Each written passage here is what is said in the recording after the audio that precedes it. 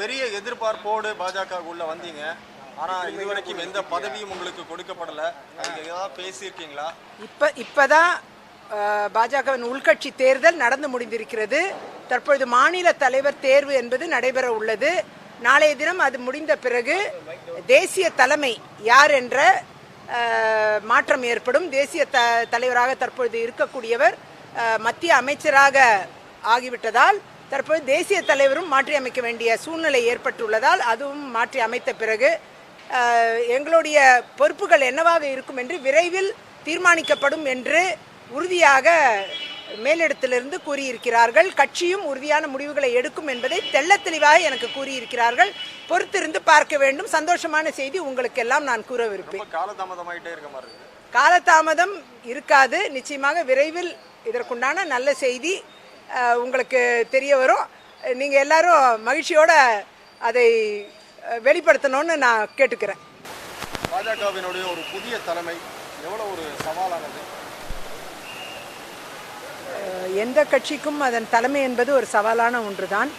அதே போல் பாஜகவின் தலைமை நாளை தீர்மானிக்கப்பட உள்ளது. நாளை அதுக்குண்டான அறிவிப்பு வெளிவரும். அந்த அடிப்படையில் நிச்சயமாக ஒரு பெரிய மாற்றத்தை எதிர்நோக்கி இருக்கிறோம்.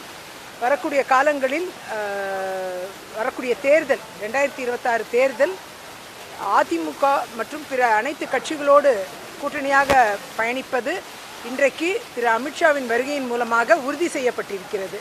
அந்த அடிப்படையில் இன்றைக்கு மிகப்பெரிய ஒரு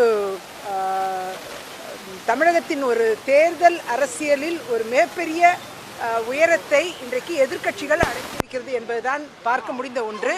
அனைத்து எதிர்க்கட்சிகளும் ஒருங்கிணைந்து போராடியால்தான்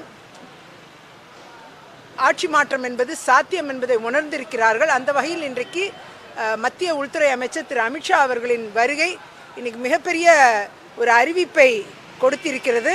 தமிழ்நாட்டு அரசியலின் ஒரு முக்கியத்துவமான ஒரு மாற்றத்தை ஏற்படுத்தி இருக்கிறது. முக்கியத்துவமான ஒரு நாளும் கூட இன்றைக்கு.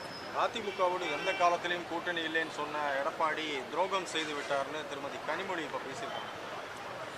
அவர்கள் திமுகவில் இருக்கிறவங்க அப்படி தான் பேசுவாங்க. அது எதிர்பார்த்த ஒன்று தான். அந்த அளவில் இன்றைக்கு எதிர்க்கட்சிகள் ஒன்று கூடுவதை அவர்களால் சகித்து கொள்ள முடியவில்லை. அதுதான் உண்மை.